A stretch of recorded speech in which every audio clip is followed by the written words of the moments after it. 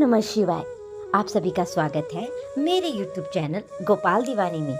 आप सभी को श्रावण मास के 12वें दिन की बहुत बहुत शुभकामनाएं। आशा करती हूँ कि आप सभी को कथाएं पसंद आ रही होंगी। आज मैं आपको एक ऐसी कथा सुनाने जा रही हूँ जिसे सुनकर आपकी भक्ति में श्रद्धा और भी बढ़ जाएगी। आइए कथा आरंभ करते हैं। एक बार माता पार्वती भगवान भोलेनाथ के साथ कैलाश पर्वत पर बैठी थी तो उनके मन में विचार आया कि सारे देवता तो सुंदर महलों में रहते हैं, जबकि मेरे पति तो देवों के देव महादेव हैं। फिर भी मैं इस कैलाश पर रहती हूँ। यह ना तो कोई महल है और न ही कोई आराम की वस्तु। ऐसा सोचकर माता पार्वती ने भोलेनाथ से कहा कि स्वामी, सारे देवता महलों में रहते हैं, आप क्यों इस कैलाश पर वास करते हैं? आप भी हमारे लिए एक भवन बना लीजिए ताकि हम भी आराम से रह सके। पार्वती की बात सुनकर भोलेनाथ थोड़ा सा मुस्कुराए और फिर बिना कुछ कहे ध्यान मगन हो गए। माता पार्वती को भोलेनाथ का ये व्यवहार कुछ ठीक नहीं लगा, किंतु वो भी बिना कुछ कहे वहां से चली गई।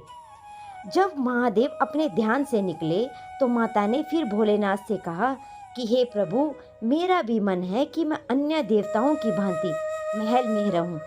कृपया करके आप भी मेरे लिए एक भवन बनवा दीजिए। तब महादेव ने उनसे कहा कि देवी, महल में रहना हम लोगों के लिए उचित नहीं है। किंतु माता पार्वती ने महादेव से हठपूर्वक कहा कि प्रभु, आपको नहीं लगता कि आपको भी महल में रहना चाहिए? आपका महल तो स्वर्ग में बने हुए इंद्र के महल से भी उत्तम और भव्य होना चाहिए। अब तो हमें महल बना लेना ही चाहिए। महादेव ने माता पार्वती को बहुत समझाया। वे बोले कि हे देवी, हम तो ठहरे योगी खुले में रहने वाले हैं। हमें भवन का वातावरण रास नहीं आएगा। हमें तो महल में भी चैन नहीं मिलेगा। किंतु महल में रहने के बड़े नियम और बंधन होते हैं। किंतु माता ने मन में विचार कर लिया था कि अब वे महलों के बने बिना वो नहीं मानेगी। वो बोली कि हे महादेव, जब सारे देवता महल में रहते हैं तो फिर महादेव क्यों बर्फ की चट्टानों पर रहे? महादेव के इस हट के आगे देवों के देव महादेव को भी झुकना पड़ा। तब उन्होंने इस कार्य के लिए स्वर्ग से विश्वकर्मा जी को बुलवाया और उन्होंने ऐसा महल बनाने को कहा जो तीनों लोकों में किसी का न हो। उधर विश्वकर्मा जी महादेव के आदेश अनुसार भवन बनाने के लिए उपयुक्त स्थान की खोज में लग गए। स्थान की खोज करते हुए उन्हें एक ऐसा स्थान दिखा जो चारों ओर पानी से घिरा हुआ था और बीच में 3 समुंदर पहाड़ थे। वो पहाड़ों के तरह तरह के फूल और वनस्पतियों से ढके हुए थे। उस स्थान को देखकर विश्वकर्मा जी उसके बारे में माता पार्वती को बताया। जब माता पार्वती ने इस स्थान के बारे में सुना तो उन्होंने खुश होकर भवन बनाने का आदेश दे दिया।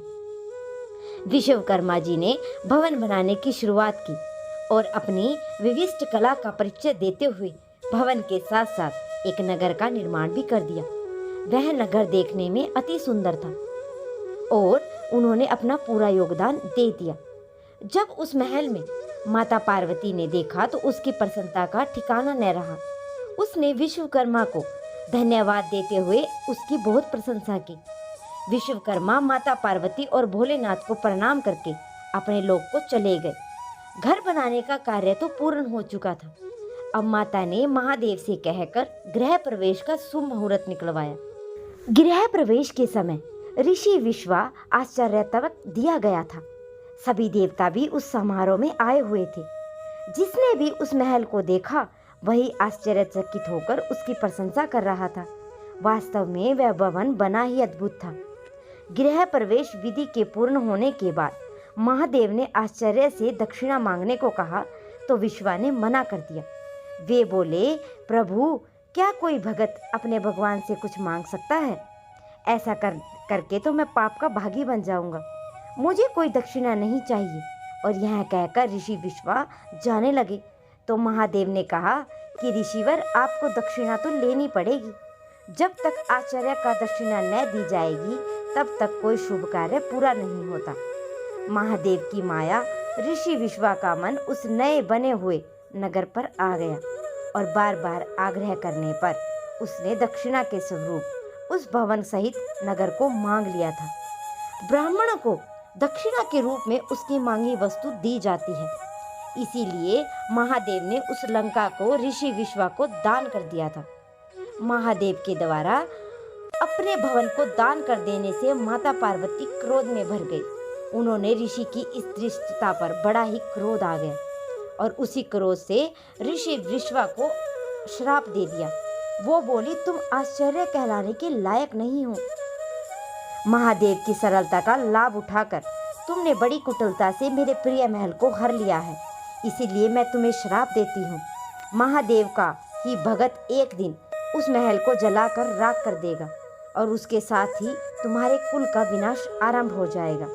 पुराणों के अनुसार ऋषि विश्वा ने वो नगर अपने पुत्र कुबेर को दे दिया था, लेकिन कुबेर को निकालकर लंका पर रावण ने अपना अधिकार कर लिया था और त्रेता युग में शिव के अवतार हनुमान जी ने उस लंका को जला दिया था और उसके बाद विश्वा ने सम्मुख कुल का विनाश श्री राम द्वारा किया गया था।